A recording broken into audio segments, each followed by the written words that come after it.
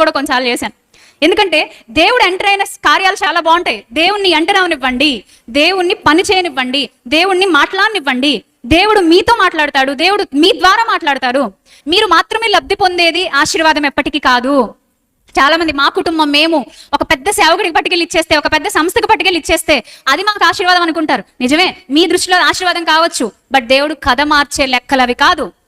మీకు అర్థమవుతుందా? దేవుడు ఏమైనా చేయగలడు. ఆయన మేలు జరుగుటకై సమస్తమును సమకూడి జరిగిస్తాడు. ఆయన ఏమైనా చేస్తాడు, బట్ ఆయన టైమింగ్లో చేస్తాడు. నీ ద్వారా అనేకులకు మేలు కలగడానికి ఒక యోసేపు నిలబెట్టుకున్నట్టుగా దేవుడు నిలబెట్టుకుంటాడు. బట్ మనం చేయాల్సింది ఏంటో తెలుసా అండి? పేతురు గారు ఒక మాట చెప్తారు. పేతురుకి ఈ లక్షణం తెలుసు. పేతురు ఈ స్థితిలో లొంగాడు, అందుకే ఇది చెప్పగలిగాడు. ఎవరైనా గుర్తుపెట్టుకోండి, ఏదైతే అనుభవించారో అదే చెబితేనే అద్భుతంగా ఉంటుంది. ఇక్కడ సేవ చేయాలని అనుకుంటున్న పిల్లలకు నేను చెప్తున్నా, ఏదైతే మీరు ఎన్ని అనుభవాల గుండా అయితే వెళ్ళారో వాటిని పంచుకుంటేనే బాగుంటుంది. మీకు అర్థం కానివి, మీకు అనుభవం లేనివి టచ్ చేశారనుకోండి, అదంత ఫలభరితంగా ఉండదు. కొన్ని విషయాల్లో దేవునికి చోటు ఇవ్వడం, అన్ని విషయాల్లో ఆయనకి లొంగడం చాలా అవసరం. పేతురు గారు రాసిన మొదటి పత్రిక 1వ అధ్యాయము 23వ వచనము. పేతురు గారు రాసిన మొదటి పత్రిక 1వ అధ్యాయము 23వ వచనము.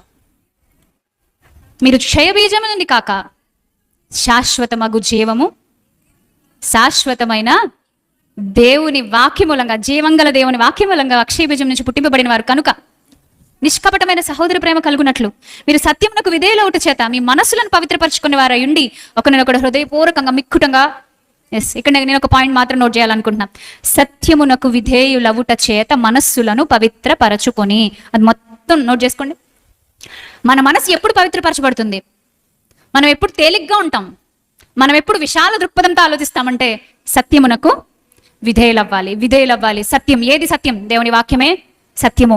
ఆ వాక్యానికి విధేయులైనప్పుడే దేవుడు ఏ విధమైన కార్యాలు మన జీవితాల్లో చేయగలడో అర్థమవుతుంది. ఒకనాడు దావీదుని దేవుడు ఎంతగానో ప్రేమించాడనే సంగతి మనకు తెలుసు కదా. దావీదు అద్భుతమైన జీవితం జీవించాడు, చాలా గొప్ప పరిచర్య చేశాడు. దావీదు తన తరము వారికి సేవ చేసి నిద్రించాడు. మరి అలాంటి దావీదు కుటుంబం దగ్గరికి వెళ్ళి ఒకసారి మనం ఆలోచిస్తే, దావీదు పిల్లలు అమ్నోను, అబ్షాలోము, సొలొమోను, ఒక్కొక్కళ్ళ లైఫ్ హిస్టరీ కనుక మీరు చూస్తే ఒక్కొక్క పాయింట్లో ఒక్కొక్క పాఠాలు మనకు నేర్పిస్తాయి. సొలొమోనుకు ఒక కొడుకు పుట్టాడు. దేవుని పిల్లలందరూ అప్పటికే దేవుని విడిచిపెట్టేసి లోకం వైపు తిరుగుతున్న చరిత్ర మనం చూస్తాం. సొలొమోనుకు ఒక కొడుకు పుట్టాడు. ఆ కొడుకు పేరు గుర్తుందా మీకు?